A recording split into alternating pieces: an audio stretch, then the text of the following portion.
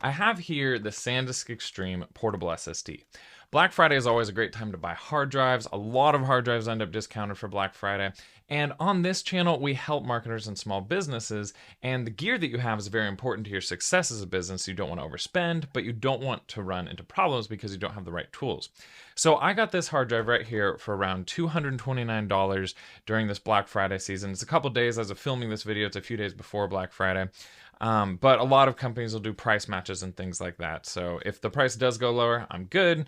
But I got this for $229. Now, normally it sells for around $279 on Amazon. I've been wanting this hard drive for a little while. I've had my eyes on it, so I've been tracking prices. I know it says right here that the list price is $359, but I've definitely seen it sell for $279. So that said, if you're watching this video and it's well past Black Friday, you can still probably get this drive for around $279. I would encourage you to not pay more than that. But, you know, if you're seeing this video in time, then this $229 price is really, really good. So right now is definitely a good time to think about getting one if you're interested. But in this video, I wanted to talk about why I picked one up, why I was looking at it for so long, and what you might want to think about if you're considering getting one. So first of all, just kind of the case for hard drives and SSDs to begin with. This is, of course, once again, $229. And this is an external hard drive. So, you know, you're not gonna be able to put it inside of your computer or anything like that. But just to show you for comparison, let me go, there it is.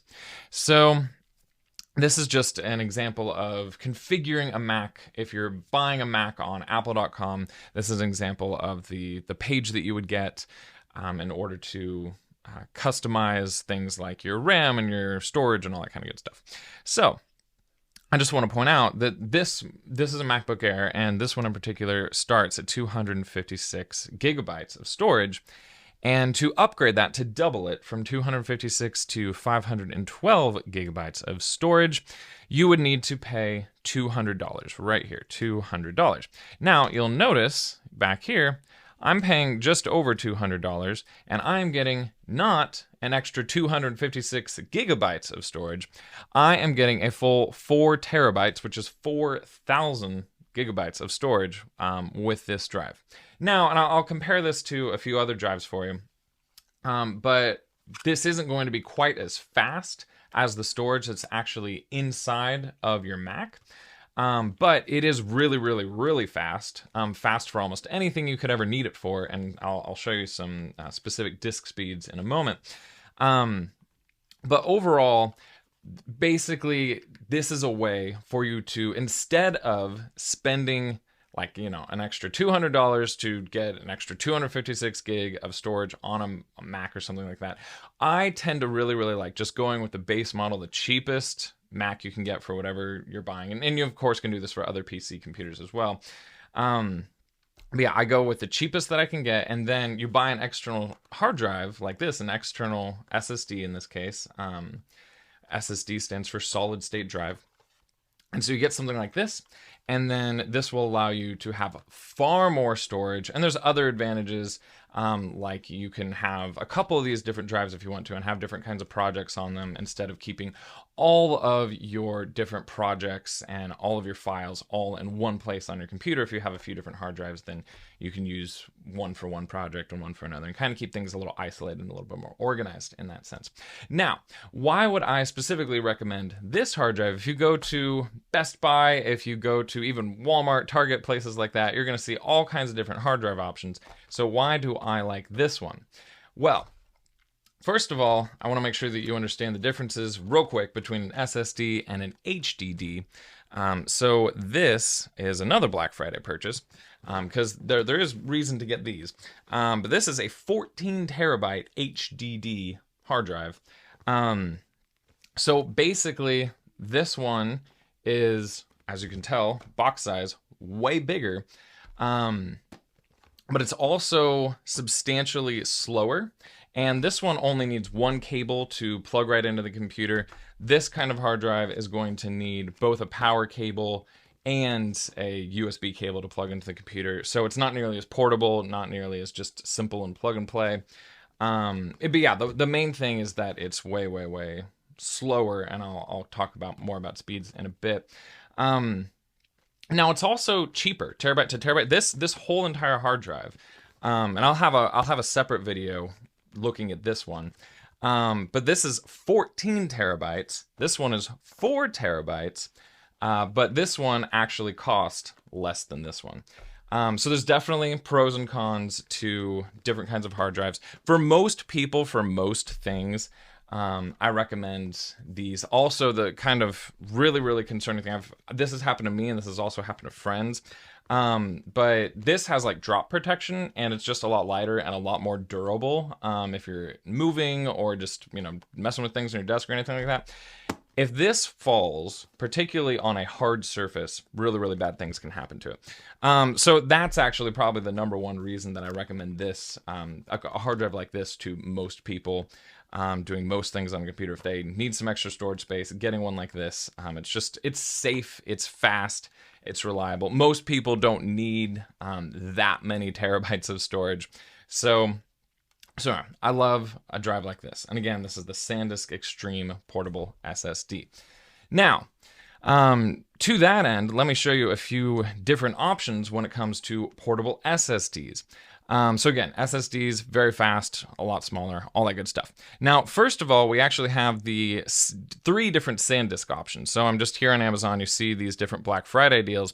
And so I'm comparing the 2 terabyte models, because that's one advantage of going with this one, is it can go up to 4 terabytes.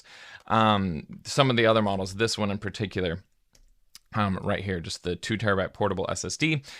This one only goes up to 2 terabytes. You can't get more than 2 terabytes. That said, paying $109 for 2 terabytes is very good. Now this one, I have a tab with it, I believe. Yes. So this is, just their more generic entry level SanDisk, more starter portable SSD. And basically it's just a little bit slower. It's not that much slower. It's just a little bit slower. And it also doesn't have as good of like drop protection and dust resistance and that kind of stuff. So it's just not quite as durable. It's plenty good for most people. But again, if you want more storage or anything like that, then you want to go with this one for 4 terabytes. And if we compare, again, here's the 2 terabyte prices. This is only for 2 terabytes. This one's only $20 more than this one. And so you can definitely, if all you need is 2 terabytes, I think this is a fantastic deal. But just for a little bit more, you can upgrade to this one. There's just a few advantages towards doing that.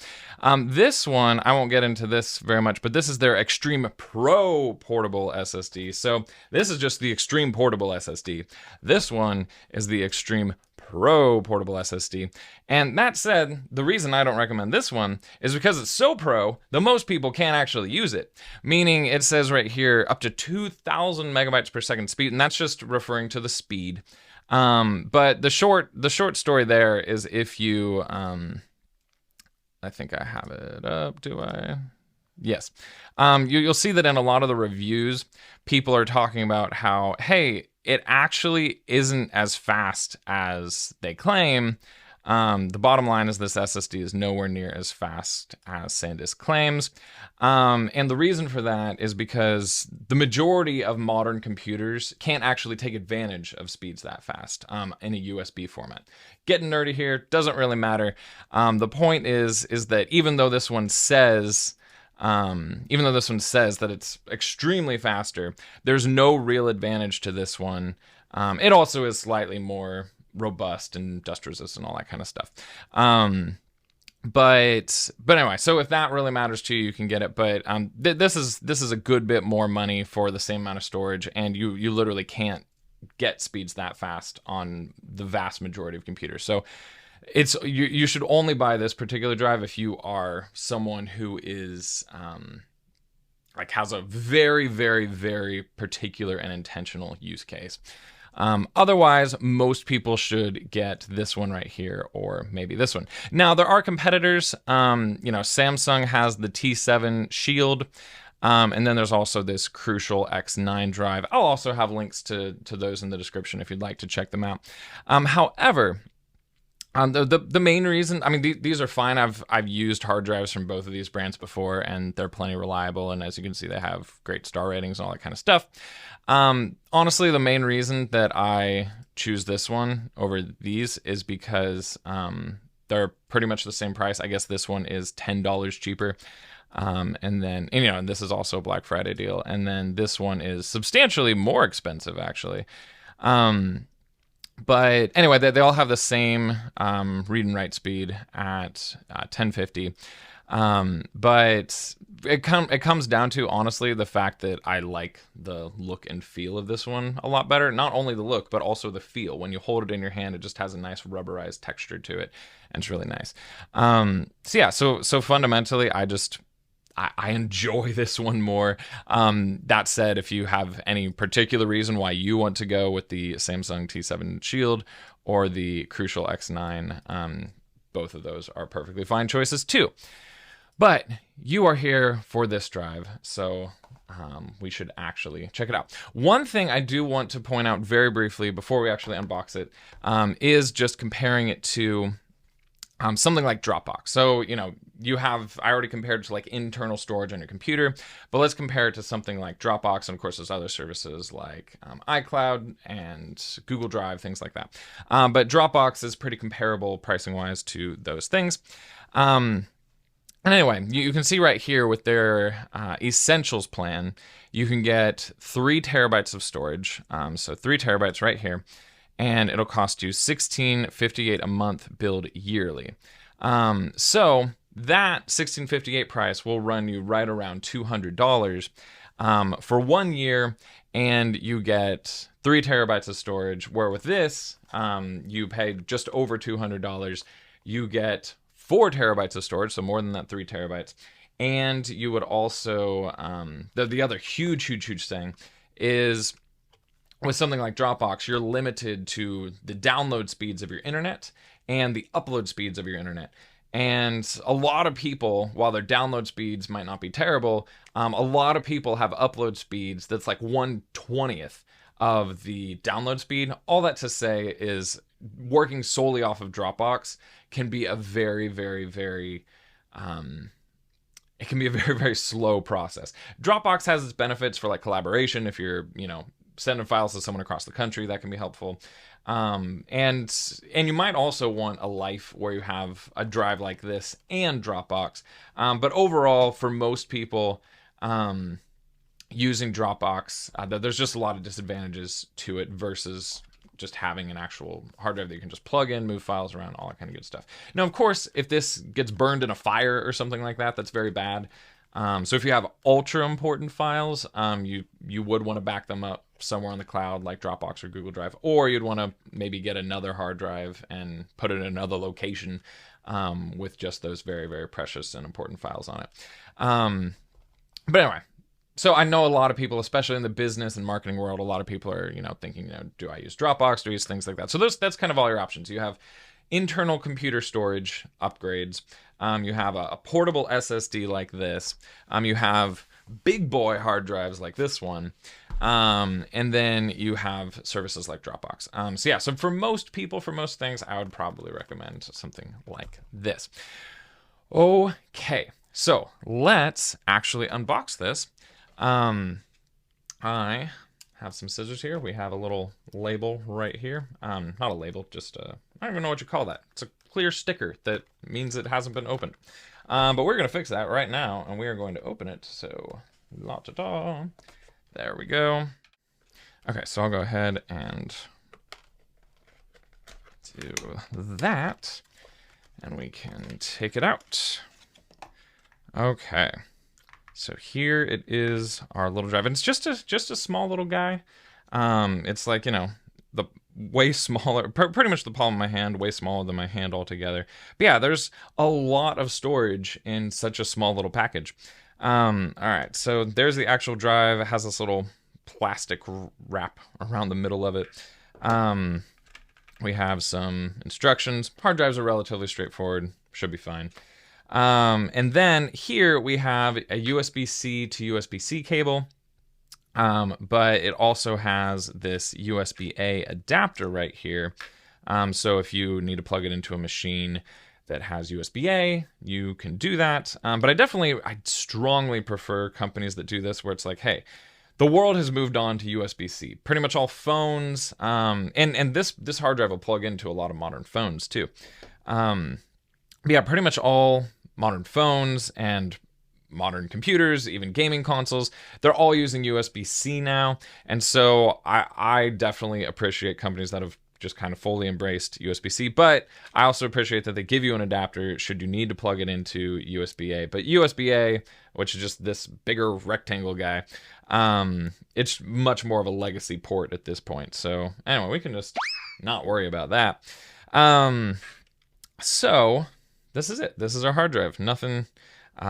Nothing too crazy. Again, you can see the drive, but you can't actually feel it. But just there's something about it has this plastic surface on the front, but on the back and on the sides, there's just this nice kind of rubber to it, and it definitely feels like if you dropped it or anything like it, it definitely feels like it would be robust and fine.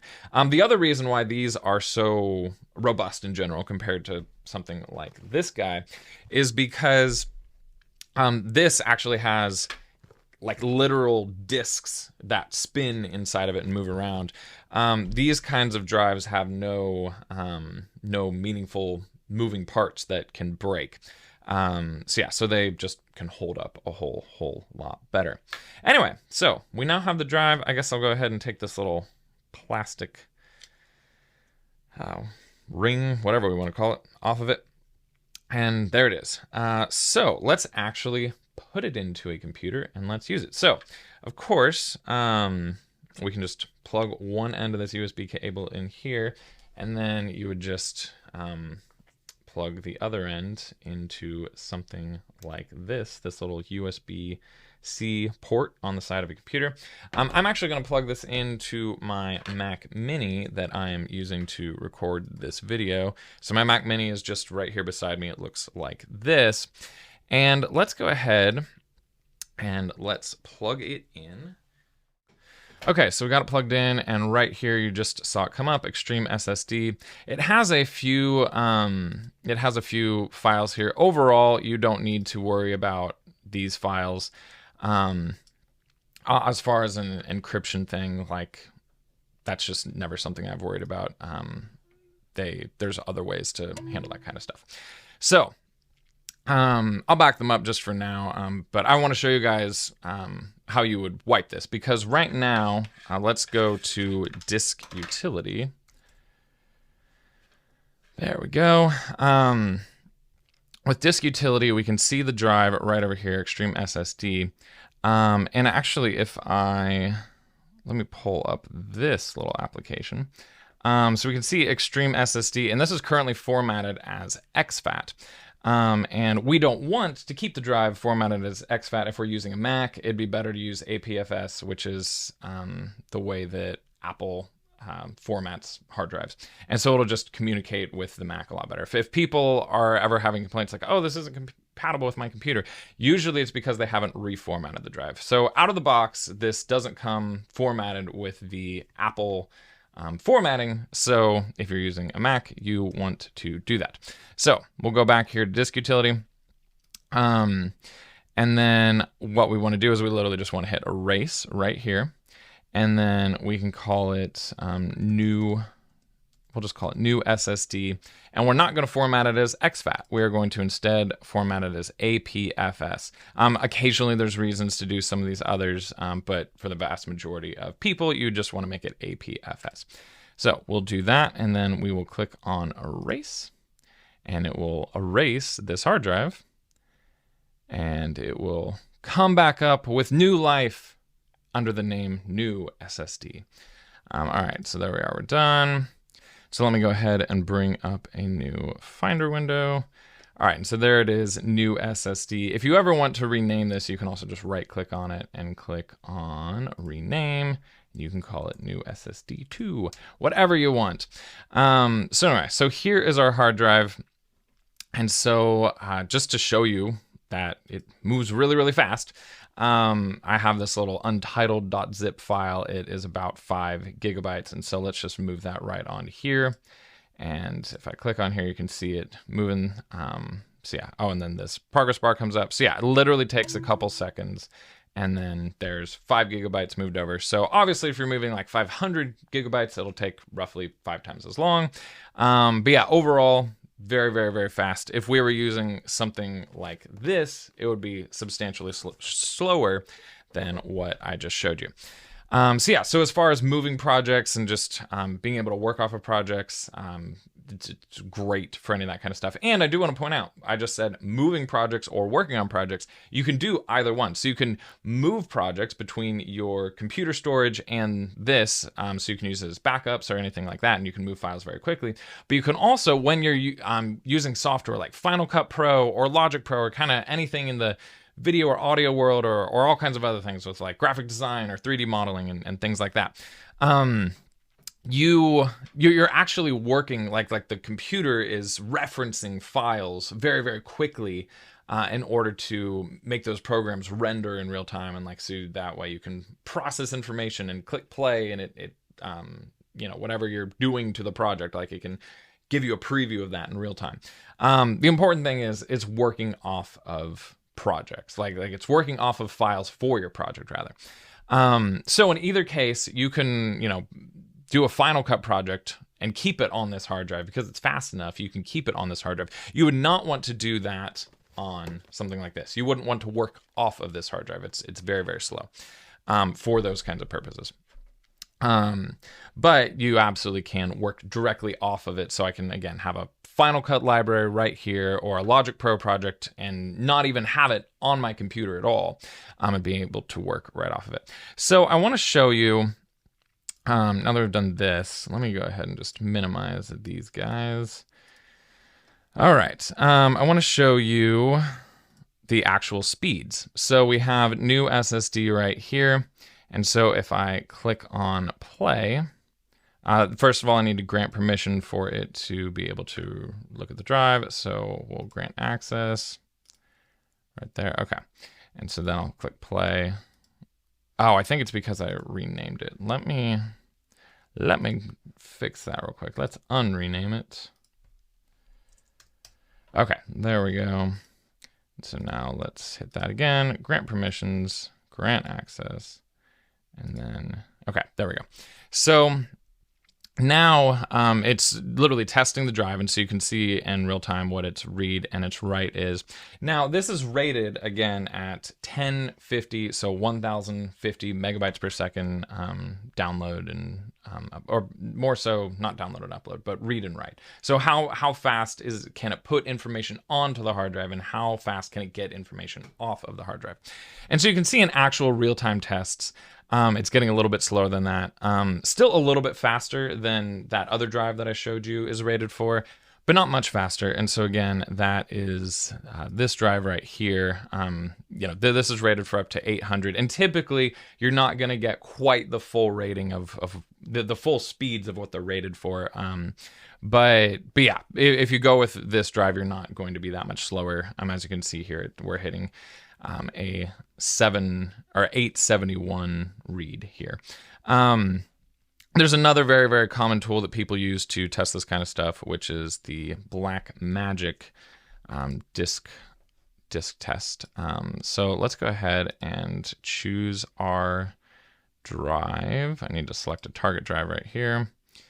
And then, okay, we'll do that. Click open. And then I'll start the test. And so you'll see it do its write test right here. And then we'll see it do a read test over here in just a sec. All right.